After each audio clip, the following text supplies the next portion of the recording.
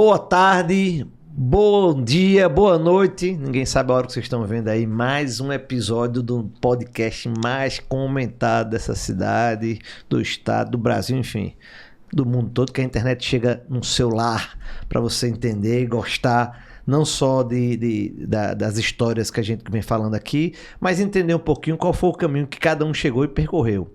E hoje o assunto é interessantíssimo. Hoje a gente fala com um cara que sabe de política, um cara que sabe de futebol, um cara que sabe de direito do passageiro aéreo, coisa que em todo mundo é perdido. Olha, eu conheço muita gente que teve problema de passagem aérea e não sabe quais são os seus direitos e um dia que pode buscar a solução para tudo isso que acontece, né? Nossa malha aérea nacional é cheia de problemas, eu acredito que o mundo inteiro, né? Então, assim, hoje nós vamos estar aqui com um grande amigo, um cara que eu conheço já há muitos anos, eu não vou dizer quantos anos, porque senão vai ficar feio pra gente. Meu amigo Mauro Sérgio Galvão. Fala, Filipão. Primeiro eu vou dizer que é uma honra imensa estar aqui com você, com a turma toda do Sem Jaleco. É uma alegria. Eu sou um camarada que assiste o podcast e ficava torcendo para eu ser convidado e hoje finalmente chegou a minha vez. Você era top 5, é porque você nunca tem tempo. Mas não, me diga uma coisa. Tu é natural daqui de Recife, Sou né? do Recife. Tu é recifense de onde, mais ou menos? Tu é o bairro que tu nasceste, moraste, como é? Olha, eu sempre morei em Setúbal. Sim. E aí fui evoluindo, o tempo foi passando. Passei uma temporada em Alagoas. Morei em Arapiraca, Alagoas. Meu pai foi abrir um negócio lá em Arapiraca, levou a família toda. E a gente voltou para Recife na década dos 2000, para a faculdade, etc e tal. Já voltei novamente para Setúbal, casei. A minha mulher me levou para a Zona Norte, mas eu implorei para sair voltando para a Zona Sul e graças a Deus hoje eu estou na Zona Sul novamente. Mas você, na verdade, é recifense, mas na verdade, se você for lá para trás, você é um croata, é verdade? Você é família da Croácia, é sua família? Rapaz, eu sou dessa cor, mas eu sou croata, eu sou europeu. E europeu? Meu avô é croata, falecido. Sim. Meu avô faleceu em 2015, 80 e tantos anos, faleceu aqui no Recife. Uhum. Ele é um imigrante croata e trouxe toda essa cultura bacana pra gente e sou um torcedor da Croácia. Tu chegou a conhecer teu avô? Conheci. Eu convivi com... Meu avô faleceu em 2015. Sim. Então eu convivi a minha vida inteira com ele, a infância, a adolescência toda com ele. Era um camarada que falava, inclusive, com sotaque. Ele falava, ó filho, pra me chamar. E quais são... Você lembra de alguma coisa em relação à guerra? Porque a Croácia sofreu situações muito difíceis, né? Na história da Croácia, em relação à guerra e tudo mais. Ele tinha alguma cicatriz psicológica em relação a isso, não? Olha, depois que a gente fica adulto, Felipe, é que a gente percebe que o trauma ficou nele. Quando a gente é criança, na adolescência, a gente sabe dizer, mas vovô é meio estranho, mas vovô não sei o quê. E a gente achava aquele negócio um pouco estranho. Ele era muito calado no que se diz respeito a falar do passado, do que ele tinha vivido. Sim. A gente não conseguia entender porque ele não explicava, porque ele não contava as histórias. Você vai ficando adulto e você vai percebendo que aquilo ali realmente marca, trauma. Ele largou a família, a mãe, os irmãos, ou o irmão, ele só tinha um irmão, Sim. E entrou num navio, que não é um cruzeiro, né? Não é um MSC. Sim. Ele entrou num cruzeiro, num navio, fugindo da consequência da guerra, porque quando ele voltou para o Brasil, a guerra já tinha acabado efetivamente, mas ele estava naquela sequência da terra toda acabada. Sim. Ele ia para os Estados Unidos, ia para Nova York, então o navio parou numa das paradas no Rio de Janeiro, ele desceu no Rio de Janeiro e ele disse que achou o Rio parecido com a cidade natal dele, Dubrovnik, na Croácia. E ele desceu. E aí o navio seguiu para Buenos Aires e depois ia para Nova York. Ele acabou ficando, com o passar do tempo conheceu minha avó, que é do Piauí e que estava lá morando no Rio de Janeiro, se encontraram, se casaram e graças a Deus se encontraram, porque senão não estava aqui com você hoje. Exatamente. E aí vieram para Pernambuco. E aí ele foi para São Paulo, de São Paulo ele foi transferido pela antiga Funbec. Tu que é da área de saúde já deve ter ouvido falar naquele maquinário e tudo. Ele foi transferido da Funbec para Recife para gerenciar a filial da Funbec aqui no Nordeste, que seria em Recife. Mas algo que me chama muita atenção do que o vovô dizia, rapaz, era um momento que ele estava jogando futebol. E eu acho que é por isso que também vem aqui essa paixão minha, nossa paixão por futebol. Ele jogando bola num lugar que ele foi afastando, porque a guerra foi entrando na Croácia, ele foi se afastando da cidade, foi indo mais para a zona rural. Sim. E chegou num momento que ele estava numa cabana, numa área mais restrita, e a bola caiu do outro lado do morro. E ele correu para buscar a bola. Quando ele chegou lá no ápice do morro, o exército alemão estava lá todo armado e foi um soldado armado que entregou a bola para ele. Veja que história, tá vendo? E impressionante essa questão do futebol da Croácia, daquela região. Eu acho que futebol da Europa é o futebol mais parecido com o Brasil, é naquela região. Não sei se você consegue achar isso também. A Croácia, a Sérvia, são locais que o brasileiro e esse tipo de região tem um futebol muito parecido. Ou você nunca achou isso? Eu acho que parece com o nosso futebol do passado. Sim, do passado. E não tão do passado assim, mas porque hoje a gente só tem encontrado jogador alto, forte, brucutu e velocidade, cabeceio. O nosso futebol do passado, de fato, parece com o futebol croata, aquele jogador mais baixo, mais rápido, número 10 e toque de bola. A Croácia tem muito isso, isso. E não é essa última geração, não. Eu tô falando da geração da Copa de 98 também, que já mostrava esse futebol desenvolvido. Davi Suker, que era um grande atacante. Jogou no Real Madrid e tudo. Isso. Eu tive na Croácia ano passado, tive em Dubrovnik ano passado e conheci um croata que estava até me atendendo num restaurante e tudo. Aí eu sou um apaixonado pelo Santa Cruz, eu tenho esse defeito. Carrego esse defeito comigo. E aí ele falando do futebol do Brasil, não sei o que, ele perguntou qual é o time que eu torcia, e aí o pessoal naturalmente conhece os times de futebol brasileiros que estão na mídia. Isso. E eu disse, não, eu sou... provavelmente deve ter lembrado do Náutico lá, né? Que na mídia. O Náutico ele tinha esquecido, eu tive que relembrar ele que existia o Náutico. E aí eu mostrei no YouTube a torcida do Santa Cruz. Sim. Ele mostrou um time de Split. Sim. De Split. Você conhece bem a Europa, sim. Né? Tem aquela briga de Zagreb. Sim. Dinamo de Zagreb, com um time de Split, que agora me foge o nome, são os dois, em tese, principais times da Croácia. E ele diz, olha, a minha torcida é melhor do que a do Santa Cruz.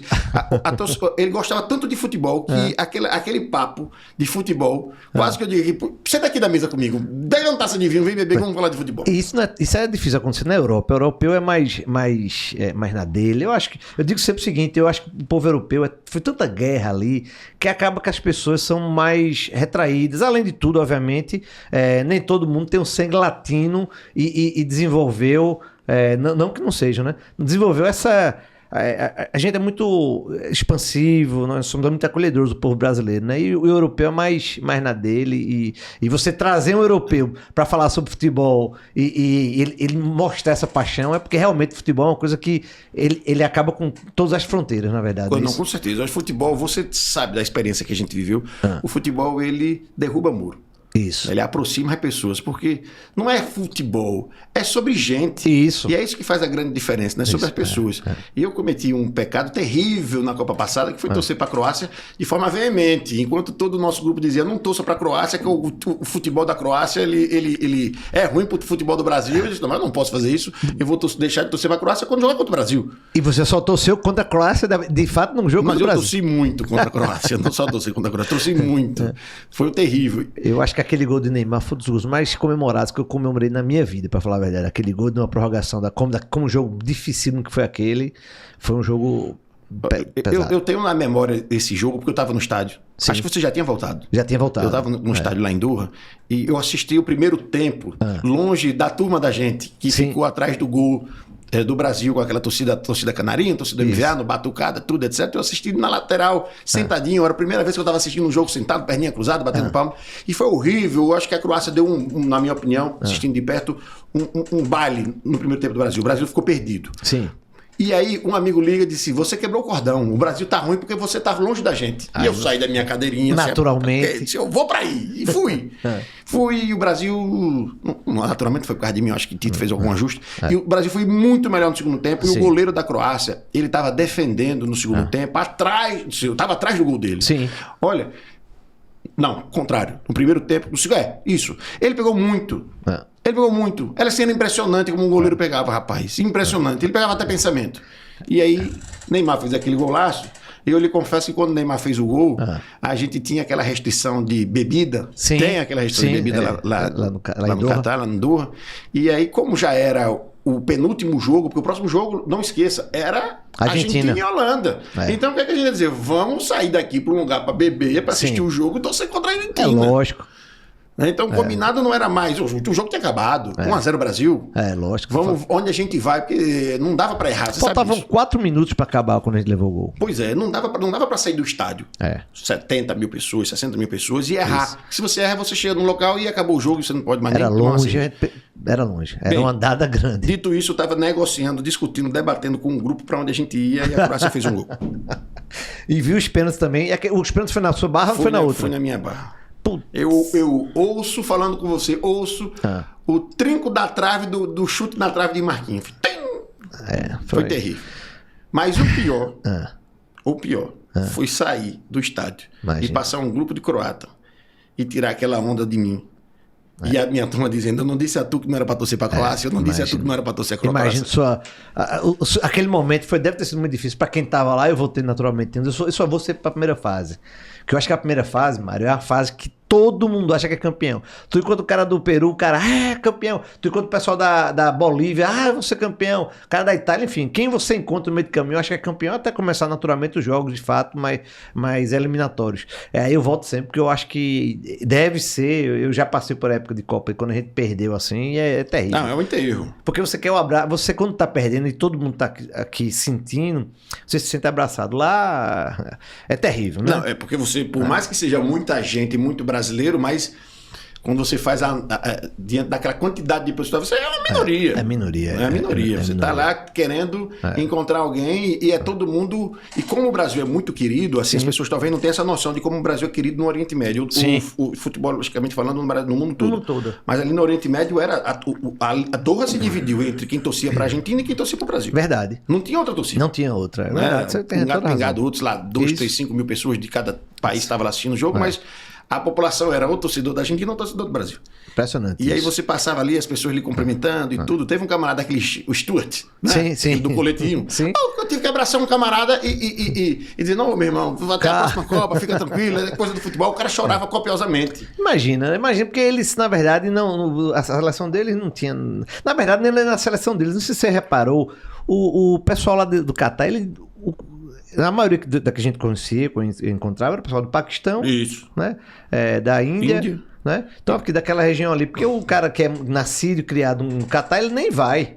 Assim, quando ele ia para um lugar muito mais caro, porque o pessoal é muito rico lá, né? Você notava que no dia a dia mesmo do trabalho, do funcionamento da Copa, era o pessoal estrangeiro que fazia, né? Pois é. E foi maravilhoso. E você vê aquele pessoal sentia de fato ali. Já são pessoas muito sofridas, né? Você que foi para mais de uma Copa. Sim. Eu duvido você dizer que teve uma Copa tão acolhedora quanto essa Copa. Mas foi muito acolhedora. E assim, o que mais me encantou é que foi tudo numa cidade só, praticamente. Pois é. Então, esse deslocamento é muito interessante. Para o torcedor, é fantástico. Obviamente, você perde um pouquinho na questão de...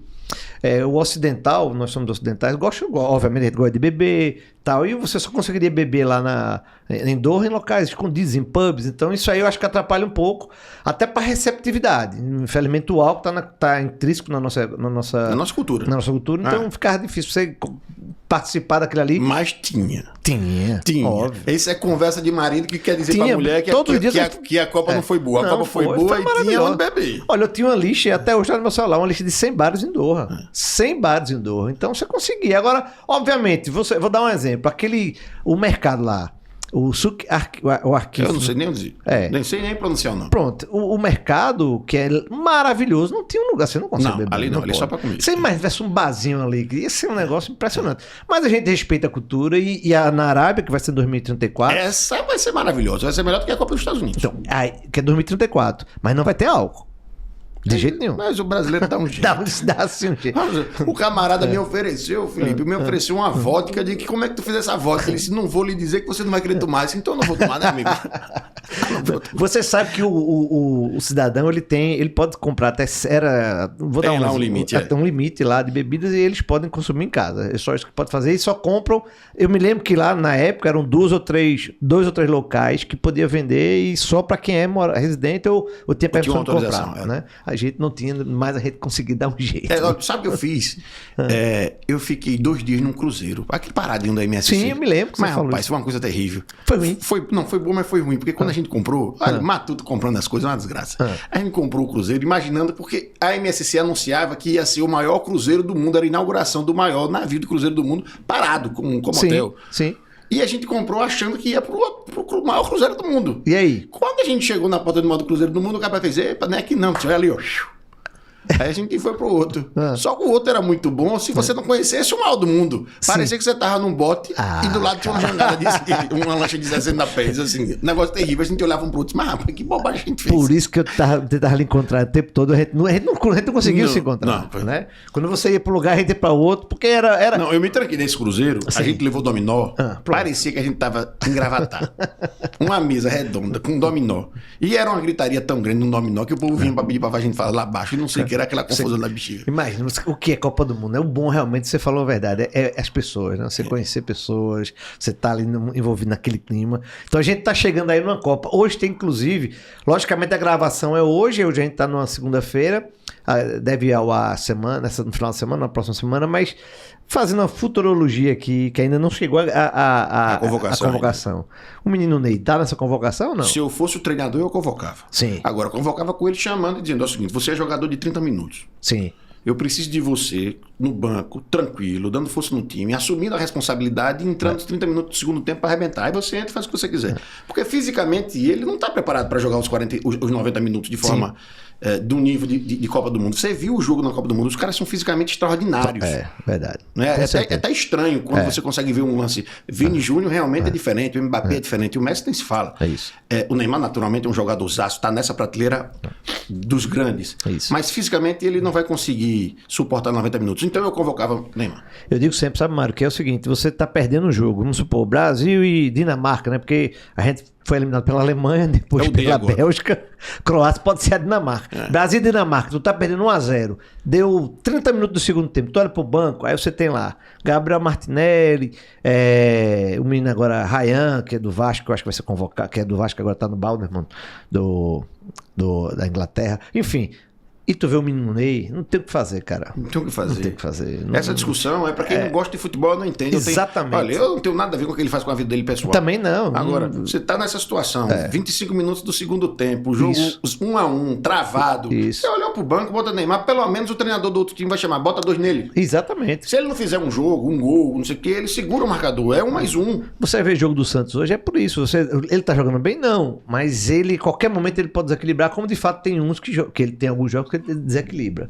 Mas me diga uma coisa. Se ele tiver, só para terminar, fisicamente um pouco acima do que ele está hoje, ele sem querer comparar, que não dá para comparar, até porque o estilo de jogo é diferente e o cuidado natural da vida inteira como atleta foi diferente com o Messi. Você viu o Messi jogando. Sim. Messi, ele caminha em campo. Agora, ele tem 5, 10 minutos de genialidade. Que é o que basta, né? E é suficiente. É suficiente? E é suficiente. É isso mesmo. E a gente não pode abrir mão disso. Não dá. Né? Mário, me diga uma coisa. Então, 2026... é um ano que a gente tem muita coisa aí pela frente. Deixa eu te perguntar um negócio, eu posso tirar minha gravata? Porque é sem jaleca, eu tô aqui todo palpitado. Você deve tirar, porque sem jaleca é justamente para isso. Você tá entrando exatamente no espírito do podcast. Desculpa aí, mas... É isso aí, já pega a gravata, tira a gravata, isso aí. Pro lado de lá, bota para lá. Agora sim. E agora o assunto até isso é para isso mesmo. Veja, nós temos a Copa do Mundo, mas naturalmente nós temos a eleição aí pela frente. Sim. Né? Hoje, qual o teu cenário, principalmente assim, em relação ao nacional? Vamos começar pelo nacional. O que é que você acha? Qual o caminho que você está se levando? O que é que pela tua experiência política que você tem aí? Eu acho que nós vamos ter 2 candidatos importantes, né? 2 personagens importantes no cenário eleitoral, e isso é bom para o Brasil. Eu acredito que a gente tem que debater o Brasil, né? Essas pautas de, identitária, essas pautas de costume, são importantes, elas são, mas elas são importantes sobretudo no parlamento. Sim. O parlamento ali, eu entendo que é uma casa onde esse debate deve ser mastigado, deve ser colocado a termo e de forma profunda. Então tenham cuidado com os parlamentares que vai se eleger.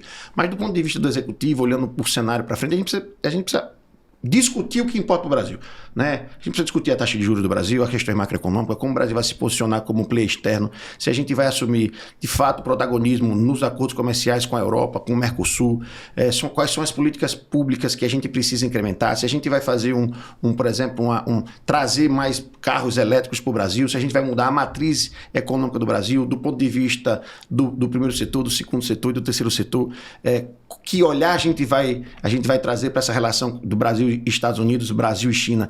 Esse debate é o debate que vai trazer geração de emprego, que vai trazer oportunidade e esperança para o brasileiro. Qualquer outro debate é cortina de fumaça para a gente não discutir o Brasil. E eu espero que esses dois bons candidatos, cada um representando a sua gleba, o seu lado, a sua forma de pensar, possam, no debate, esclarecer o que vão fazer, o que querem produzir para o Brasil nesses próximos 4 anos. E eu tenho uma noção que é o seguinte, é um momento crucial para o Brasil. Eu estou, obviamente, parece que isso é repetitivo, mas é um momento que eu acho que o Brasil precisa realmente tomar um norte. Porque tudo que você falou aí, nós estamos numa troca de chave. Tem a IA, que é a inteligência artificial, que vai mudar muita coisa, muito parâmetro para muita coisa trabalhista e tudo mais. E tudo que você falou em relação ao macro, a macroeconomia, a gente precisa ter um norte. Não adianta a gente ficar trocando esse norte de 4 anos, enfim, a gente tem que criar realmente políticas públicas de Estado e não do governo de plantão. Exatamente, eu acho que o momento é esse. Essa discussão é muito importante. Você veja que a China, alguns anos atrás, tentou entrar no mercado brasileiro. Eu estou trazendo isso para algo que a gente pode tocar e pode sentir. Tentou entrar no mercado brasileiro de veículo com carro a motor. Sim. E ela foi rejeitada. O mercado rejeitou. Nós, os consumidores, rejeitamos. Sim. Ela percebeu que ela não teria como competir com BMW, com Volvo, com Chevrolet, com Ford, etc. Isso. Ela voltou para dentro da casinha e 10 anos depois entra no mercado brasileiro avassalador com o mercado de carro elétrico. Exatamente. Ou seja, ela percebeu que naquela matriz de motorização ela não ia conseguir participar, ela veio com o novo, com o diferente. E essa discussão, quando você traz agora o IA para a mesa, a IA vai ser a próxima revolução, está sendo, e será, do ponto de vista econômico, a próxima revolução, entre aspas, industrial, fecha aspas, que o mundo vai percorrer. E a gente não pode perder tempo com isso. Né? Exatamente. E aí, essa discussão que a gente está tendo agora nesses últimos 2 minutos, que eu torço que os protagonistas da eleição presidencial eles possam colocar na pauta, no debate, que isso seja o centro. Qual vai ser a nossa nova matriz econômica? O que é que a gente vai olhar para o Brasil? Como é que a gente vai construir isso ou aquilo? Não é uma discussão que é importante, mas não é importante para o presidente, do meu ponto de vista. Claro que eu respeito todas as formas de pensar. Essa é a discussão que importa, a geração de emprego, a geração de renda, trazer esperança, a questão da faculdade, de escola técnica, como é a forma que a gente vai olhar para a educação no próximo país, a divisão, uma repactuação tributária brasileira, do Pacto Federativo do Brasileiro, se o recurso vai estar concentrado na União, se o recurso vai estar concentrado no Estado, se o recurso vai ser dividido com os municípios, como vai ficar essa questão tributária efetivamente sobre a guerra fiscal, porque repara, Pernambuco, por exemplo, é um estado que não tem esse potencial econômico como São Paulo. A gente vai poder concorrer com São Paulo do ponto de vista fiscal como em relação à atração de empresas, de novas indústrias. Isso. A Jeep viria para Pernambuco se a gente não tivesse uma política fiscal de redução de imposto, falando bem claramente, ela viria para cá? Não. Possivelmente não. Então, quando a gente faz uma reforma tributária que a gente tira a ferramenta de estados não tão desenvolvidos como o nosso, como alguns da nossa região, tira essa ferramenta, a gente está condenando estados como o nosso a viver sem o desenvolvimento econômico e a concentrar mais uma vez o desenvolvimento econômico no sul e sudeste do país. Não, você tem toda a razão. E trazendo essa discussão para cá, para o Estado, você também acredita numa polarização também na campanha para o governo estadual? Eu acredito, sim, eu acredito. Agora, eu acho que aqui é mais fácil do eleitor tocar. Né? Você viu que eu falei tanta coisa muito intangível para quase toda a população que a gente estava debatendo. Até para a gente é difícil, que eu sou advogado, você é dentista, a gente não é economista. Mas quando a gente fala da administração dos dois players que vão se colocar aqui no Estado de forma, aparentemente, a gente ainda não sabe, mas é o que se apresenta, esses players, a gente consegue tocar, né? Avaliar a gestão. Como é que está a gestão do governo do Estado? Se o player for o atual prefeito do município, como é que está a gestão da prefeitura do município? Como foi a gestão do grupo político que antecedeu a atual governadora? Ela entregou tudo aquilo que disse que ia entregar? O grupo político anterior entregou o que disse que ia entregar? Quais são as promessas e as expectativas? Mas especialmente avaliar a gestão de cada um, porque os dois estão sentados na cadeira administrativa. Então, acho que na eleição estadual a gente vai poder tocar mais no sentimento da população, especialmente quanto à gestão. Mas não tem um já ganhou, não? Você não acredita que tem? Não, aqui vai ser um Santa Cruz Esporte, um Esporte Náutico, o Esporte vai ser uma disputa. Vai ser um clássico. Vai ser um clássico, uma disputa bem interessante e quem conseguir captar, os sonhos dos pernambucanos e capturar os corações dos pernambucanos vai ganhar a eleição. E até pela tua experiência aí, a gente vai falar um pouco da tua experiência, você é advogado de alguns parlamentares, né? A renovação na Assembleia, na Alep, na nossa Alep, tu acredita que vai ser uma renovação pesada, digamos assim? Quando eu digo uma renovação de mais de 50% das cadeiras ou não, a tendência ainda é uma renovação de 30% a 20% do número de cadeiras lá. Como a gente ainda está em março e não fechou a janela partidária, sim, qualquer análise agora é prematura, porque, sendo bem pragmático, o que vai determinar a renovação ou não, neste momento, é a força política de cada partido. Certo. Porque no nosso sistema proporcional de eleição, nós votamos em determinada pessoa, mas a gente acaba votando, antes de votar nessa pessoa, num partido. Isso. Para que seja atingido o quociente eleitoral. E depois de atingido o quociente eleitoral, naquela lista interna partidária vai ser eleito o mais votado naquele partido, o segundo mais votado, a partir da quantidade de cadeiras que aquele partido conseguiu conquistar na urna, na eleição. Então a gente só vai descobrir se a gente vai ter uma renovação suficiente depois que a gente entender a configuração partidária. Traduzindo, o que eu quero dizer, se no partido a gente tiver lotado de candidatos de mandato ou de candidatos com força eleitoral suficiente para ter muito voto, que já sejam da tradição política de Pernambuco, a gente vai ter naquele partido uma renovação mínima. Mas se a gente tem num outro partido que seja igualmente forte, vários candidatos que não estejam no mandato e não seja historicamente de uma força política pernambucana, a gente tende a ter naquele partido um impulso para a renovação. Então, dependendo de como ficar essa divisão de força partidária, a gente vai ter maior ou menor alteração nas cadeiras da Assembleia. Mas, historicamente, a gente sempre tem uma renovação importante. E você que está dentro lá, como é que eles estão recebendo os parlamentares de hoje em dia?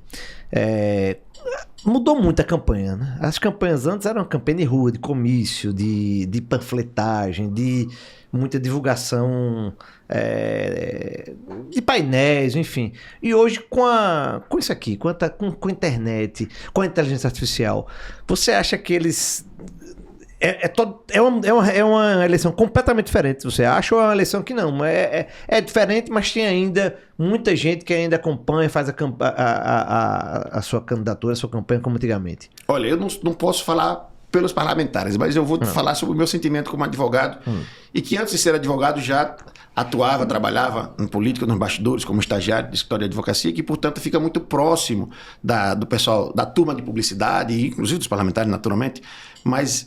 eu acompanhei muita coisa, então o que eu posso lhe dizer de trás para frente é que a campanha é chata hoje. Chata. Ela é chata. Uma caixinha de surpresa. Elas são tantas amarras que ela deixou de ser aquela campanha gostosa de se ver, de se analisar, de participar. Né? Eu venho de um período de campanha onde a rua era o palco principal do candidato. Sim. Né? A manifestação popular, o beijo e o abraço que se tinha antigamente, era um beijo e um abraço mais legítimo do ponto de vista da naturalidade. Hoje, o que importa é que o corte fique bem feito para ser postado nas redes sociais. Antigamente, você não tinha essa preocupação com o corte, você tinha a preocupação de transmitir aquilo que eu disse agora há pouco, de capturar o sentimento do eleitor. E você fazia essa instrumentalização na rua, nos becos, nas vielas, no abraço, nos encontros e nos debates. Hoje, tudo isso é meio superficial para que seja suficiente o corte. Foi suficiente o corte? Eu não preciso me aprofundar. O que eu discuto muito com os meus amigos e com a turma toda que está na advocacia comigo é que a gente não pode ser especialista em generalidade. A gente precisa ser profundo. O que se vê muito na política hoje é muita gente especialista em pouca coisa, sem profundidade nenhuma. Então, quando você entra no debate, você não tem profundidade. E a campanha, por ter ficado curta demais, a gente tem uma campanha de 90 dias, hoje a gente tem uma campanha de 45 dias. Verdade. E, na prática, uma campanha de 35 dias, porque o sujeito só pode ir para a rua fazer campanha com o CNPJ emitido, com conta aberta funcionando. Não dá tempo, né? O que a Receita abra o CNPJ, que ele vá na agência dele, que abra uma conta em banco para poder começar a fazer o material, a gente tem 35, 30 dias de campanha. Ele não consegue transmitir. Por isso que o corte passa a ser ainda mais importante, porque com a rede social ele consegue chegar no eleitorado que com 40, 30 dias ele não vai conseguir chegar. Quando eu tenho 90 dias de campanha, eu tenho mais tempo para chegar nas pessoas, mas a gente teve restrição de muro, que muro era pintado, a gente teve restrição de outdoor, que outdoor era permitido, a gente teve restrição de camisa, a gente teve restrição... Comício mesmo, comício, alguns comícios não são proibidos. São todos comícios. Comício com show artístico. Não pode. Você pode fazer um comício com a fala, né? De fazer o discurso. Mas aquele comício como você e eu, a gente conheceu, era uma com artistas e tudo, era uma festa, né? Era quase com uma vaquejada. Verdade. Isso acabou. Isso acabou e vem se restringindo. E quando a gente restringe muito a campanha eleitoral, por mais que a população que não esteja muito perto do processo eleitoral goste, porque menos tempo para me arretar. Quando a gente restringe muito, a gente favorece quem está sentado no poder. Lógico. Dificulta quem já é conhecido. Quem já é conhecido. Quem não precisa chegar a tão longe ou a mais pessoas, porque já se espera que seja essa pessoa candidata. Então, essa restrição de política eleitoral, de campanha eleitoral, prejudica a renovação. Isso é ruim para a nossa festa democrática. A eleição tem que ser entendida pela sociedade como um momento democrático da gente garantir o nosso próximo futuro, o nosso futuro mais imediato, que são os próximos 4 anos. Então, quando você me pergunta como é que o parlamentar vê hoje essa campanha mais moderna, eu digo, não sei como é que ele vê. Eu vejo como cidadão, como eleitor e como advogado, que a gente tem uma campanha chata, com muitas restrições e que não combate o que precisa combater. A gente precisa combater a compra do voto, a gente precisa combater o financiamento de campanha sem por fora. Sim. A gente precisa... O Caixa 2. O Caixa 2. A gente precisa fazer um debate muito franco e verdadeiro. Qual é o sistema eleitoral que a sociedade brasileira quer? Porque antes, por exemplo, do petrolão, daquela coisa toda, do mensalão, a gente tinha empresa privada fazendo contribuição para a campanha. Sim. A sociedade ficou estarrecida com tudo que aconteceu e com um levante popular disse, eu não quero que pessoa jurídica faça contribuição à campanha eleitoral. Isso. Logo em seguida, a gente criou, digo a gente como sociedade, a gente criou o financiamento público. Olha, eu tinha um financiamento privado e eu passo a ter o financiamento público. E agora a gente reclama do volume que é dado de recurso financeiro público para financiar a campanha eleitoral. Por isso que o debate não pode ser de mimimi, de papapá, de 4 linhas, de 3 linhas. Porque às vezes o debate ele tá sendo muito acalorado naquele momento. Houve um problema, obviamente, como a gente já sabe, e aí se jogou isso naquele momento que estava muita ebulição, no caso, e aí aconteceu o que aconteceu. Se está certo ou errado, eu acho que o debate ele tem que ser mais esmiuçado, ele tem que ser mais trabalhado. Franco, aberto. Isso. E as pessoas têm que saber que campanha eleitoral tem custo. Isso. Qual é o sistema que a sociedade vai querer? A sociedade vai querer iniciativa, o financiamento privado com pessoa jurídica pagando e querendo, porque o ser humano é assim, a contrapartida no futuro. Lógico. Seja uma contrapartida de sentar na primeira cadeira ou de receber uma ligação de bom dia, de boa tarde, ou a contrapartida de ser realmente um camarada que vai ter acesso às entranhas do poder. Sim. Nós estamos numa sociedade que é construída por ser humano. O político não veio de Marte. Quando eu discuto, por exemplo, com meu sogro, que é um grande professor de história de Pernambuco, eu discuto com ele e eu digo, meu sogro, o político não veio de Marte, ele foi eleito entre nós. Isso. Ele é um de nós que foi alçado à cadeira de político. É um espelho da sociedade, tranquilamente. Pois é, completamente. Então não dá para... Eles não. Nós fizemos isso. Nós, por exemplo, aceitamos que a legislação penal brasileira, ou essa legislação eleitoral, ela seja alterada no calor do momento daquela repercussão. Exatamente. Isso nunca é bom. A gente precisa sempre de debate aprofundado. E falar francamente com a sociedade brasileira. Olha, se for assim, vai acontecer isso. Se for assim, vai... Você acredita que o senador Marco Maciel, grande político pernambucano, ele não conseguiu aprovar e o Congresso ainda não regulamentou, não aprovou uma legislação sobre lobby? Peraí. Assim, o lobby existe. Ele tá tocando em você, ele tá do seu lado. E aí a gente fica à mercê do principal lobby que existe em Brasília, que é o lobby do serviço público. Sim. Porque eles são coordenados, eles são agrupados, e a gente precisa que a sociedade civil organizada ela possa também ter essa força de lobby nos poderes constituídos, especialmente no Congresso Nacional para a legislação. Quando a gente não regulamenta o lobby, a gente acaba dizendo que aquele sujeito que foi lá pedir, por exemplo, a gente teve um drama alguns anos atrás sobre a regulamentação do Uber. Corrida por aplicativo, o 99 Pop. E o Congresso Nacional, o presidente do Congresso Nacional recebeu o presidente da Uber para discutir a legislação. Naquele momento do calor, se regulamenta, se não regulamenta. Essa visita do presidente do Uber no Congresso Nacional, ele é lobby. É lógico. Ele é lobby. Mas é natural, a gente não pode condenar o lobby, não. A gente não pode condenar as forças de pressão que o Congresso Nacional naturalmente precisa receber, porque ele está afastado da sociedade durante o período do mandato. Ele só para escutar fervorosamente a sociedade na hora da urna. Depois ele precisa que certos grupos vão lá representar aqueles grupos. Mas você não acredita que esse debate ele foi muito mal coordenado? Porque, veja, lobista virou sinônimo de pessoa que está fazendo alguma coisa errada. Como um camarada que faz festa pro multa. Né? Só para pro multa. Não existe, cara. Eu acho que esse debate tem que ser mais esclarecido, até para a sociedade. Não, porque... e o camarada que é lobista tem que ter, inclusive, uma associação, um crachá enorme. Sim, claro. Quando ele passar pelo tapete verde da Câmara Federal, acho que é tapete verde, se eu não me engano, e o azul é o Senado, não tenho certeza agora da cor, a imprensa e todos que estiverem passando ali saibam que, olha, está ali Felipe Branco com um crachazinho representando a indústria farmacêutica. Isso. Felipe Branco está sentado com o senador tal, está sentado com o deputado tal, está entrando agora no ministério tal. E todo mundo sabe quem ele é, porque ele está com... Hoje, o que as grandes empresas utilizam para substituir o lobby? Diretor de Relações Institucionais. Que nada mais é do que um lobista. Lógico. CLT, dentro das grandes multinacionais. E a sociedade civil organizada perde porque perde transparência. Quando a gente perde transparência, a gente acaba tendo legislações que não favorecem efetivamente toda a sociedade. Transparência no setor público, transparência nos agentes políticos é o que dá uma cara de democracia para a sociedade. Eu acho que é isso que o debate está precisando ser feito.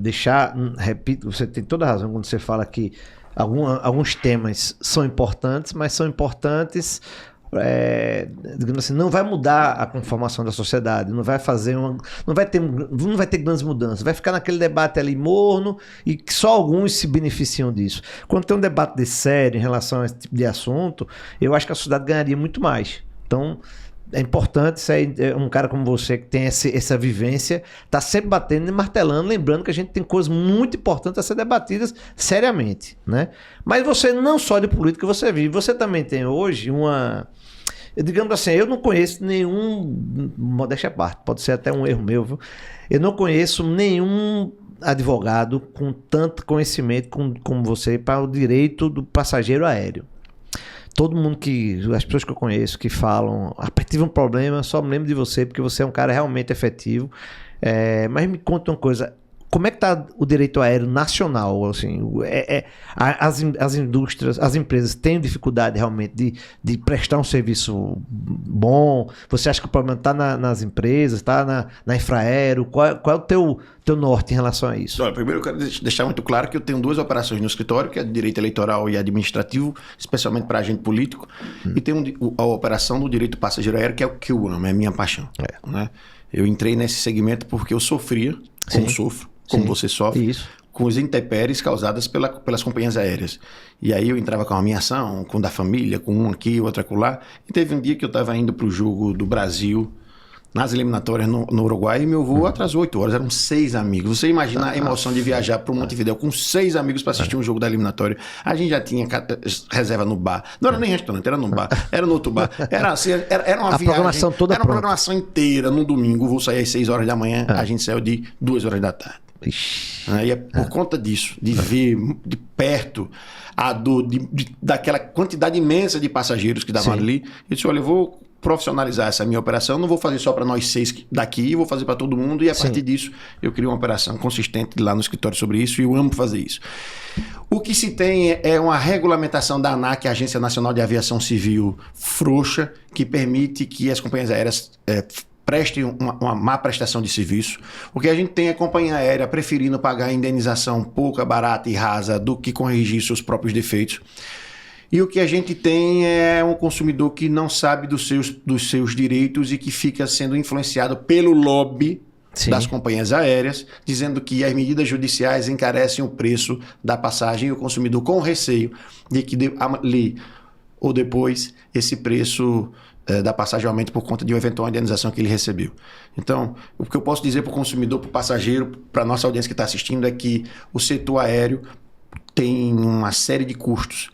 As indenizações judiciais equivalem a apenas 1,3% desse custo. Tá aí, impressionante. Eu achei que era mais. Dados da ANAC. É só pesquisar painel de custos ANAC no Google e vai aparecer tem lá um painelzinho, até um avião bem bonitinho, cheio de colorido. Sim. 1,3% do custo do setor aéreo é de indenização judicial. De modo que isso não é capaz de influenciar no preço da passagem. Sim. É claro que a gente precisa ter, toda a advocacia precisa ter, e vem tendo bom senso, razoabilidade, para que a gente entre com medidas judiciais que de fato preencham os requisitos que a legislação determina. Isso. É fato que a legislação é muito frouxa para a companhia aérea. Isso traz uma prejudicialidade enorme. O outro dado que o lobby vem trazendo, o lobby junto com o judiciário, é gigantesco. Essa decisão do Supremo de novembro passado foi um lobby terrível. E eu não digo que é lobby. Eu não sou contra o lobby. Então, quando eu digo isso, eu não estou condenando o lobby, não. Sim, sim. A sociedade civil organizada devia, inclusive, ser organizada de fato, as organizações do consumidor, para fazer o que fizeram. Sim. E conseguiram, na terça-feira passada, dia 10 de março, uma decisão que restringiu o alcance daquela decisão do Supremo, que já foi um avanço enorme. Então, o lobby vem trazendo essa demanda e traz para a sociedade, olha, mas nos Estados Unidos não tem tanta demanda judicial, na Europa não tem tanta demanda judicial, o Brasil é outro, né? O Brasil tem uma penca de ações, 90% das ações judiciais do mundo está no Brasil. É porque lá se faz acordo administrativo. Sim, lá. Sim. Lá. A companhia aérea não lhe dá um voucher de R$30 para comer uma coxinha no aeroporto do Recife, e uma coxinha não vale R$35. É porque lá a companhia aérea lhe dá hospedagem, sem você pedir, sem você entrar numa fila, sem você mendigar. É porque lá a companhia aérea lhe paga uma indenização que é suficiente para o seu coração, para você ter uma reparação econômica daquele dor que você sofreu. Sim. Se você se lembrar, teve um voo da Delta que virou de cabeça para baixo, saiu dos Estados Unidos e pousou de cabeça para baixo, assim, lá acho que foi no Canadá. Sim. Cada passageiro recebeu $30 mil de indenização e o CEO da Delta disse, se quiser entrar com ação judicial para cobrar na justiça alguma outra indenização, fiquem à vontade. A gente está antecipando a indenização e cada passageiro recebeu $30 mil. Felipe Branco, se tu recebe $30 mil de indenização sem ter que contratar um advogado, sem ter que ir para a justiça, sem ter que participar de uma audiência, tu não vai entrar com ação. Ô Mário, eu acredito também, veja só, a minha visão, obviamente como leigo, é que é como se o governo, quando não estou falando exatamente do governo que está aí, mas os governos, o Estado, ele fica mendigando para que existam empresas que trabalhem com companhias aéreas, na verdade. A gente tem companhias aéreas nacionais muito poucas. Então parece que a gente fica pedindo favor, venham para cá, para se ter uma malha aérea pelo menos razoável, tá? Eu acho que o Brasil, veja, eu gosto de viajar, você sabe disso. Eu fiz um comparativo, inclusive, com a Rússia. Eu fui para a Copa da Rússia e a gente tinha uma dificuldade enorme de passagem aérea. Porque lá não tinha tantas companhias aéreas, assim, não é que não tinham tantos. Como o país é muito grande, a dificuldade de achar passagem aérea era grande, gigante mesmo. O primeiro jogo lá, para a gente ir para Rostov, que era uma cidade distante de Moscou, a gente achava, porque a gente foi organizado e comprou antes. Mas, enfim, você acha que existe algum link ou é uma loucura da minha cabeça achar que tem poucas companhias aéreas e aí há uma benevolência do governo não vamos apertar, porque caso, vou dar um exemplo, a Azul aqui, tá? Que tem um hub aqui em Pernambuco. Tinham vários voos que foram cancelados, digamos assim, várias rotas canceladas, até para o interior mesmo e tal. E quando isso é cancelado, isso é ruim para o Estado, isso é ruim para o governo. E aí você acha que não há uma benevolência nesse sentido ou não tem nada a ver com isso? Eu entendo a sua linha de argumentação, mas a minha pauta é que a prestação de serviço, em ela existindo, não estou discutindo se a rota A deve existir. Essa conta econômica e financeira tem que ser feita pela própria companhia aérea. Sim. Né? Mas se existe, a prestação de serviço tem que ser correta. Isso. É esse debate que eu faço. E a ausência de regulamentação e de punição da ANAC e dos órgãos de controle quanto a punir a má prestação de serviço. E a má prestação de serviço não vai ser pelo simples fato da companhia aérea atrasar um voo, o sujeito chegar lá no horário que contratualmente ele não contratou. Ela é em solo. É a pessoa que lhe atende, o atendente que lhe atende, saber dos seus direitos, das suas prerrogativas e lhe entregar seus direitos e prerrogativas antes de você arrumar uma confusão, um barraco, de você gritar, de você espernear. É ser mais humano com um passageiro. Por exemplo, se o voo foi atrasado, cancelado, a companhia aérea tem por obrigação de colocar você no próximo voo do destino. No próximo voo do destino, independente se seja da sua companhia aérea ou de outra companhia aérea. Sim. E você não vê isso por aí. Não vê. Você vê o sujeito diz, não, eu só tenho um voo agora daqui a 2 dias. Não, mas tem um voo da Latam saindo agora. Não, felizmente eu não posso lhe colocar, senhor. Mas a legislação diz que ela tem que lhe colocar no próximo voo possível, disponível. E eles não fazem isso. E aí, claro que tem uma conta matemática e financeira da atividade econômica de cada empresa. Mas a ANAC precisa entrar nisso. Ô Mário, existe nos aeroportos algum local que você possa reclamar de imediato? O próprio posto da ANAC. A ANAC tem lá um posto e aí eu sempre oriento. Olha, teve alguma dificuldade, você diz para o atendente que vai ali abrir uma reclamação na ANAC e você volta para tentar resolver. Eu sei que a ANAC naquele momento esteja lá disponível para que ela possa intermediar essa... E tua experiência, essa resposta da ANAC lá em loco, ela é boa ou ela é protocolar, apenas protocolar? Ela é protocolar, embora algumas vezes funcione. Certo. Embora algumas vezes funcione. E aí você hoje, como é que tu classifica o serviço que a gente está tendo hoje aéreo aqui? Você acha que a gente está num caminho de melhora ou você não está vendo essa melhora? Não, eu não percebo essa melhora não. O que eu percebo é uma estagnação da qualidade da prestação de serviço. E quando eu digo, repito, não é o percentual. As companhias aéreas sempre apresentam uma defesa e dizem, nós batemos o recorde de pontualidade, nós temos 95% de pontualidade. Eu não estou discutindo a pontualidade dele não, porque se eu comprei uma passagem de Recife para São Paulo, naquele horário que você, companhia aérea, determinou, não fui eu. Isso. Você precisa me entregar. Eu sair naquele horário e eu chegar naquele horário. Sim. Mas se eventualmente você não me chega naquele horário, você precisa me dar uma assistência. Porque, repare bem, muitas vezes o camarada vem de Caruaru para Recife, o voo dele está cancelado 4 horas, ele não tem uma casa para voltar. Ele não tem, algumas vezes, recurso para se hospedar no hotel. Ele precisa dessa assistência que a legislação determina que você seja assistido. Sim. E não adianta ele dar um voucher de R$30 no aeroporto do Recife, você não vai conseguir comer. Não come. E se seu voo estava marcado para meio-dia? Veja só que drama. E você saiu de Caruaru, desde 9 da manhã. Desde 8 horas, é capaz de você não ter tomado café nem direito. Então você já vem com um café ruim. Você, na expectativa de comer pelo menos uma barra de chocolate no avião, seu voo atrasou e seu voo está saindo de 7 horas da noite. Então você nem tomou café direito, nem almoçou, nem jantou. E com R$30 você não conseguiu preencher pelo menos essas 2 alimentações de meio-dia e da hora de voar. Essa assistência, esse cuidado que está lá no 0,5% que precisa ser cuidado e que os órgãos de controle não fazem essa punição. A companheira prefere pagar a indenização do que fazer essa correção. E por que ela prefere pagar essa indenização? Porque a indenização se tornou indenizações relativamente baixas para o custo de alterar o serviço da companhia aérea. Então ele prefere lhe pagar 3 mil, 5 mil de indenização do que fazer essa correção. E o lobby no judiciário é cada vez maior, sob o argumento de que as demandas são demandas repetitivas, de que as demandas são demandas temerárias. E aí o judiciário vem reduzindo o valor das indenizações a partir desse movimento de lobby. A gente fica embabascado com o que a gente vê na mídia nacional, mas tem companhia aérea aí pagando o congresso da magistratura para tratar sobre legislação aérea. Olha só. Ora, pelo amor de Deus. Tá mais claro que seja um lobby, mais do que isso não Pelo amor de Deus. Olha, eu não condeno o lobby, mas as coisas têm que ser ditas como elas são. Quando eu disse há pouco tempo atrás que a transparência nos agentes políticos, que ressalta a democracia, as coisas precisam ser colocadas como elas são. Se um congresso de magistratura é patrocinado pelas companhias aéreas, pelo setor, pelo sindicato, para tratar sobre legislação, e muitas vezes explicar para a magistratura o que trata a legislação. Agora há pouco, o Conselho Nacional de Justiça disponibilizou uma plataforma para que a magistratura possa consultar se os voos saíram, se os voos não saíram. Essa plataforma já existe. Já existia? Já existe. Eu uso essa plataforma. Todo mundo usa essa plataforma. Que pena que esta plataforma ela não é atualizada imediatamente, ela é atualizada a partir de 1 mês, 2, 3 meses, e a gente precisa utilizar as plataformas privadas na advocacia. Mas essa plataforma já existe, era só consultar. Olha só, imagina se quando você fala tudo isso, e o passageiro, ele, por exemplo, não tem direito de atrasar a saída, com toda razão também. Com toda razão. Eu perco meu direito. Então, se eu perco meu direito, eu também espero que o outro lado que esteja prestando o meu serviço também Ele tem um limite, né? É lógico. Claro que ele tem uma função social e de coletivo maior do que a gente é indivíduo, ele está transportando lá 200, 300 pessoas, né? Ele tem que ter uma proteção um pouco maior do que o nosso direito.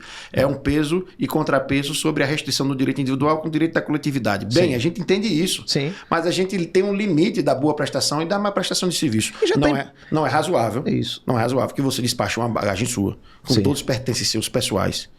e a bagagem seja extraviada e você tem uma limitação dessa indenização. Sim, e já está implícito lá no valor da passagem todos os problemas que elas podem enfrentar, né? Logicamente. A passagem aérea nunca foi barata. Bem, você no seu procedimento, no seu consultório, você coloca a margem que seja suficiente para você pagar todas as despesas, todos os seus custos, eventualidade e a sua margem de lucro. Isso. E olha que nós, comparativamente com a companhia aérea, a gente é uma empresa bem pequenininha. Sim. Não é possível que lá não tenha ninguém que tenha feito esse cálculo de todas essas intempéries que podem acontecer no contrato de transporte. É óbvio que tem. Então a gente não pode colocar elas como vítimas. O que a gente quer, especialmente na advocacia, é que elas sejam colocadas como integrantes desse polo de discussão, de debate, e que parem de fazer lobby, parem de querer pagar indenização barata, parem de querer jogar para o judiciário e façam acordos administrativos, paguem administrativamente para reduzir essa quantidade de ações e que, especialmente, respeitem o direito do consumidor. Porque se eu começar a contar os casos que acontecem aqui, você vai ficar enlouquecido. É absurdo. E o podcast já ia passar por horas e horas. Horas e horas. É sujeito que está lá voltando. Olha, imagina. Eu não falo inglês. Sim. Graças a Deus, meu filho fala e minha mulher fala. Eu não falo. Eu sou matutão. Sim. Ainda bem que eu desenrolo. Mas imagine que eu esteja lá voltando da Itália. Acontece lá um problema no voo no aeroporto de Veneza. Eu não consigo embarcar. E a companheira diz, olha, fique aqui na fila que daqui a pouco, alguém vai lhe atender. Eu vou ser atendido, eu não falo italiano nem falo inglês. E se eu cheguei no final da viagem sem dinheiro na conta, sim, porque o passageiro, o turista vai com dinheiro contadinho da viagem, sem limite no cartão de crédito. O que é que se faz, né? Vou dormir no aeroporto, vou passar necessidade no aeroporto e vou implorar para alguém no Brasil arrumar uma solução de mandar dinheiro para comprar uma passagem ou pelo menos me hospedar e suprir minha alimentação. São esses casos que acontecem no Brasil muito também. Estou dando um exemplo assim, absurdo. Sim. Mas acontece a todo momento. O sujeito que tem, por exemplo, uma palestra para dar hoje à noite, ele chega de 10 horas da manhã no aeroporto e o voo dele foi cancelado e remarcado para o dia seguinte e acabou, só tem esse voo. E ele olha no painel e diz, olha, mas tem um voo da Gol saindo, eu tenho uma palestra agora hoje de noite. E a Azul diz, não, você só vai entrar amanhã.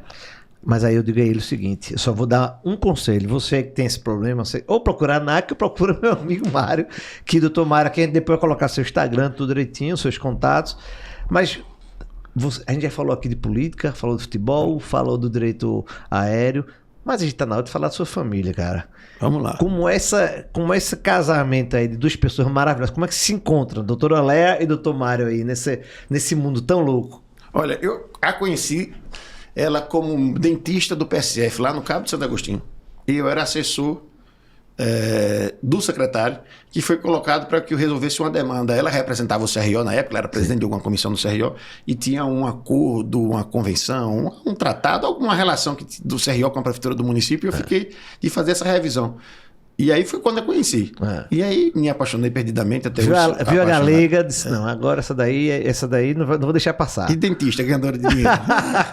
E aí você hoje tem um filho? 20 anos de casado que a gente completa esse ano. Ele tá com filho? 2 filhos. São dois filhos. Eu conheci aquele que foi pra Copa. Foi. E tem mais um de 10 anos de idade. Tem mais novo. É mesmo. Tem Mário Neto, que tem o meu nome do meu pai. Sim. E Antônio, que tem o nome do meu avô. Do meu avô, do pai dela, do avô dele, do meu sogro. E aí vocês estão juntos já há quantos anos? 20 anos de casado, agora a gente completa esse ano. 20 anos eu aguentando dela, ela me aguentando. É muito tempo, cara. É muito tempo. É muita história pra contar.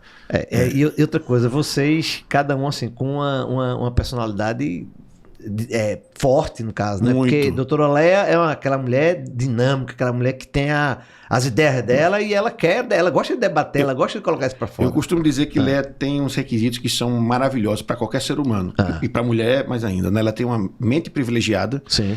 E ela tem um espírito empreendedor. Mas sem perder a ternura de cuidar da família e da casa.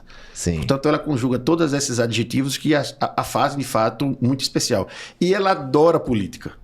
Quando a gente está discutindo, eu tenho que levantar o dedo e dizer, minha vez, companheira, minha vez. Mas a briga interna em casa, assim, segue o mesmo padrão.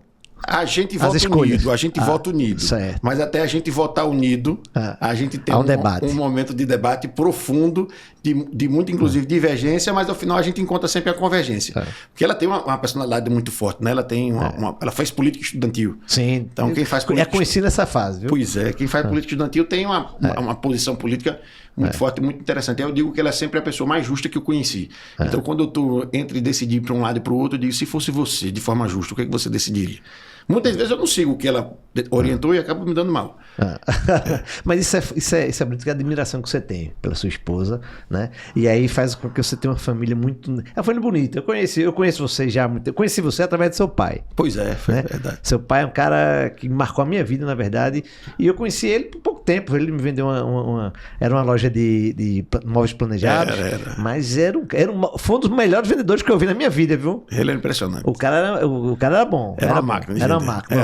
Era uma máquina. Mas o filho também, viu? Você é um cara que todo mundo gosta. Mas é difícil a gente encontrar na vida pessoas que pouca gente fala mal ou tem uma coisa a ver. Você não. Todo mundo fala muito bem de você. Mas me diga uma coisa. Vamos fazer um bate-bola aqui, até pelo tempo. Aqui eu gosto de um bate-bola. Mário, qual é o filme que você diz assim, pô, esse é o filme que eu gosto de indicar, que eu gosto de ver? Qual é o filme da tua vida? Rapaz, eu tava tão inteligente nas minhas respostas agora que eu vou começar a me esculhambar. Mas eu gosto assim. Eu gosto de Top Gun. Top Gun.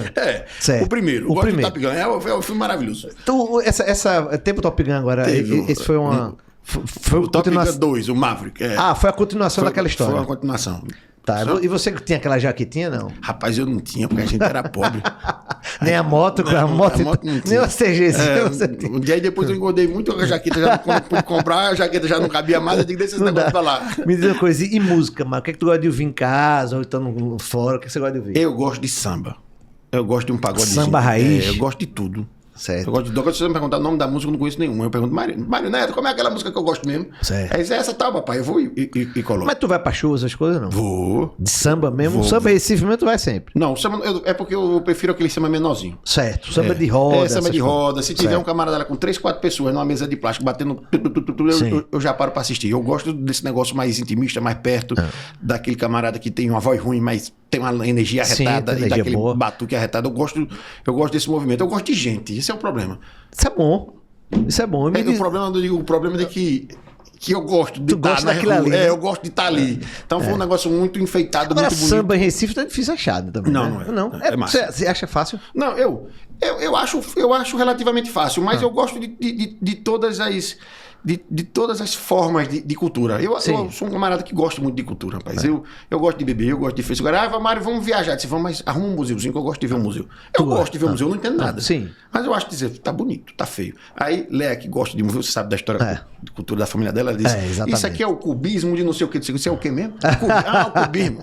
E aí disse, pronto, já terminou. Senão já terminei minhas 2 horas da parte cultural, bora ali beber. Lé é neta de Abelardo da Hora. É, isso. Né? Na Abelardo da Hora. Me diz uma coisa, e falando de viagem, qual lugar que você já foi, que vocês mesmo, pra mim, é o lugar o melhor lugar que eu já fui na minha vida? Em termos de tudo, assim, de cultura, enfim, que você gostaria de voltar, por exemplo. Eu tenho duas formas de responder isso. O lugar mais bonito que eu já vi na minha vida foi a Croácia. Imaginei. Foi a Croácia. Foi deslumbrante. Deslumbrante. Dubrovnik é um negócio maravilhoso, Split, Hvar. Mas tem um ladozinho também do bairrismo, mas é lindo. Mas do ponto de vista de beleza natural, ela é um desbunde. É um desbunde, é um negócio extraordinário. A cor do mar é um negócio impressionante. Olha que eu fui nas Maldivas. Sim. Mas a Croácia, ela mistura montanha, verde, o mar, a parte antiga, a cultura antiga. Comida boa lá, comida boa. Inclusive tá tão gourmetizada que tá ficando parecido com todo mundo. Mas o lugar que eu gosto de ir, que eu gosto de voltar e que eu quero voltar sempre é Portugal. Sim. Eu fiz meu mestrado na Universidade de Coimbra, na Faculdade de Direito de Coimbra. A gente ia falar disso. E aí eu adoro Portugal. Eu quando eu ganhar um dinheiro na Mega Sena, eu ficava brincando gostaria de ficar brincando de uma vez a cada 15 dias. Só para almoçar. A aposentadoria lá, não? Porque hoje é um caminho... Eu gosto do Brasil. Você gosta do Brasil? Não, eu gosto do Brasil. Mas é um caminho que estão se fazendo muito agora. O pessoal que está se aposentando e vai morando em Lisboa, Porto. Não só em Lisboa, Lisboa tá caro. Mas mora em Portugal, eu não vejo isso pro meu futuro. Eu prefiro Gravatar, eu prefiro Porto de Galinha, Tamandaré. Eu prefiro ficar aqui. Eu gosto essencialmente de Pernambuco. Sim. Eu sou um camarada que gosta de Pernambuco, rapaz. É um negócio impressionante. Pernambucano raiz. Eu gosto de viajar muito, mas eu adoro Pernambuco. Eu quero viver o resto da minha vida e morrer em Pernambuco. Agora, não quer dizer que eu não queira ir para Portugal, que eu não queira fazer viagem. Eu adoro viajar. E qual local que você não foi ainda, mas está aí qual é o lugar que você quer ir ainda, assim, que você não foi? Mas eu nunca fui na Suíça. Certo. Eu queria muito ir na Suíça. Eu queria conhecer a Suíça. Eu queria fazer aquele passeio de trem. Sim. Que não tem teto e que o camarada faz à noite um trajeto. Acho que sai de Milão, que ele tem, assim, tem vai sair. Alguma coisa de Paris. Ontem eu até vi alguma coisa disso. Eu queria conhecer a Suíça. Eu acho que a Suíça deve ser um lugar belíssimo. Mas também dizem que é muito caro. E aí... Mas daí você passa só de trem, pô. Você passa de trem, depois volta pra Itália ou vai pra Alemanha. Tem outro lugar que eu gostaria muito de ir, que era... Eu não sei nem como é que se fala um negócio disso. É lá na Argentina, na Patagônia Argentina. Na Patagônia, sim. Eu acho que é a viagem do fim do mundo. Sim. Eu queria muito ir lá, muito. Você não perguntou, mas eu vou dizer, um dos lugares que mais gostei de viajar foi em Mendonça. Você gostou? Porque eu Você gosta de vinho? Adoro tomar vinho. Pra mim é a Disney de quem gosta de tomar vinho. Acho sensacional. Eu fui em La Rioja, em Madrid, na Espanha, aquela região que é valente a Mendonça, Argentina, mas a Mendonça é maravilhoso. É tudo muito mais perto, né? É mais perto e assim, eu acho, assim, eu não sou de vinho, tá? Mas quem vai diz que o vinho argentino é especial mesmo. É sensacional. Você já foi em Mendonça? Não fui pra Bariloche, tentei pra Mendonça, mas aí eu não sou de vinho, cara. Mas eu acho que é uma das cidades que eu quero ir. É sensacional. E tudo é muito bonito.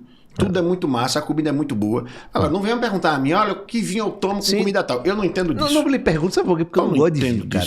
Eu vou dizer, esse vinho eu gosto e esse vinho eu não gosto. Aí tem aquele vinho de R$30 que eu gosto muito. E tem aquele vinho de R$500 que eu não gosto. E tem aquele vinho de 200 que eu gosto. Então eu gosto ou não gosto. Sim. Ponto. Mas você também é uma das cidades que você gostaria de voltar. Voltaria em Mendonça, voltaria Portugal, Lisboa, depois Mendonça. Você tá muito viajado, né? Você... Não igual a você. Se a gente botasse aquele mapinha aqui do lugar que a gente já foi, eu ia estar perdendo faz tempo. Mas viajar é bom demais, não, Mário? Viajar é bom demais. E viajar, você agora que tem uma... Você conhece principalmente esse seu direito que você tem, você consegue já ir com mais tranquilidade. Né? Porque isso você sabe, sabendo dos seus direitos, eu acho que é interessante todo cidadão que puder realmente dar um tempinho, dar uma pesquisada no que você pode, no que você não pode fazer. E não adianta ficar nervoso no aeroporto quando acontece algo ruim. Não adianta. Porque eles têm poder delegado, eles são uma autoridade lá, tem que ficar tranquilo e fazer prova. Vou dar um caso que aconteceu comigo, eu estava indo pro show de Michael Bublé em Brasília, se eu não me engano, em 2024. Michael Bublé não, Bruno Mars. Sim. Em Brasília. E o meu voo saía, 6 horas da manhã, Recife, Brasília. Eu cheguei lá, 4h30, overbook.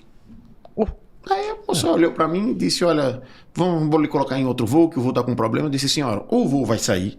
Ela disse, vai. Então o voo não tá com problema, tá com overbook. Mas não tem problema, eu não vou brigar com você. Me dê meu formulário de overbooking, que eu vou preencher, e você me coloca no próximo voo, por gentileza. Aí ela fez, senhor, o senhor sabe que é overbook? Sei, eu sou advogado disso aí mesmo, desse negócio mesmo. Me dê mais meu formuláriozinho, me dê logo o meu da minha esposa também. Aí tinha um casal com a gente, eu disse, me dê também do casal aqui também, não sei o que. Aí fechei o formulário, estou preenchendo, ela disse, pronto, eu vou lhe colocar no voo amanhã. Eu disse, não pode. Você tem que me colocar no voo hoje, porque meu show de Bruno Mars é hoje de noite. Sim. Não tem problema não ir nesse voo agora. Mas eu quero ir no voo hoje para assistir o show mais tarde mais. Isso. Então, no overbook, eles lhe pagam a indenização de voo nacional mais ou menos na casa de R$1.800 e no voo internacional mais ou menos de R$3.600, R$3.700. Isso é uma dica boa, viu, pessoal? Overbooking, preenche o formulário na hora. É só comprovar, olha, o voo tá saindo e eu tô ficando. Moço, o voo tá saindo e eu tô ficando. Então é overbooking. Me dê meu formulário que eu quero receber minha indenização. Eles pagam na hora, ou depois que preenche o formulário, eles pagam no TED com 2, 3 dias. Era um sábado, então pagaram no decorrer da semana. E me colocaram no voo seguinte. E todo mundo que passa por overbooking tem direito de entrar com ação de indenização de dano moral. Então, nesse voo, nessa situação específica, eu recebi 2 indenizações. Uma na hora do overbook e uma outra de uma medida judicial que entrei de indenização por dano moral. Ainda assim, fui para Brasília e assisti meu show. Disse, olha, a gente vai perder um dia de passeio em Brasília. Diga onde que a gente, em Recife, ia ganhar. Eu, 3.800 e tu 1.600. Vamos fazer o seguinte, vamos ali tomar café no Atlântico Plaza, que eu vou pagar pra tu. Aí tu toma um café no Atlântico Plaza, fica bem tranquilinho que a gente volta para o aeroporto. A gente foi tomar café, voltou para o aeroporto, pegou o voo e assistiu o jogo e ainda recebeu a indenização. Tranquilo, então. Inclusive, pessoal, vocês que tiverem dúvidas em relação à passagem aérea e tudo, a gente vai deixar aí o Instagram do meu amigo, do Dr. Mário aqui, e vai também, obviamente, você pode fazer perguntas para o seu jaleco, né? E a gente passa para ele, porque eu sei que muita gente tem dúvida. A gente teria aqui podcast para falar durante horas e horas e horas, mas infelizmente a produção já está mandando a gente cortar. A produção ela assim, fica nesse negócio de corte, e a gente vai ter que seguir a produção. Mário, você é meu amigo, não vou lhe chamar doutor Mário, porque você é meu amigo. Pelo amor de Deus. Então, assim, você realmente entrou dentro do espírito do programa aqui, desse podcast, que a gente quer falar da tua vida. A gente tem muita coisa para fazer, muita coisa para falar, mas você tem muito conteúdo. Você está de parabéns, é um cara que tem assim, um presente futuro maravilhoso, e um passado também, um passado croata ainda mais, né? Então, assim, foi um prazer estar com você aqui, viu? E espero que você venha mais vezes. Olha, foi um prazer enorme, Branco. Você sabe da minha admiração por você. Você é um profissional extraordinário, né? Que é um exemplo para mim, para minha casa, para minha família, do profissional que você é e da forma que você conduz a sua vida pessoal e profissional. Alegre, muito feliz, eu adorei o bate-papo. Espero que o Neymar seja convocado hoje, que você vá para a Copa do Mundo e que a gente seja campeão. Agora manda um recadinho para a doutora Léa naquela câmera, porque ela vai vir. Doutora Léa, eu fui convidado para o Sem Jaleco primeiro do que você. A culpa não é minha, é culpa dele. Em breve ela está aqui. Pessoal, então, diretamente aqui dos estúdios Chico Branco, um abraço e até a próxima.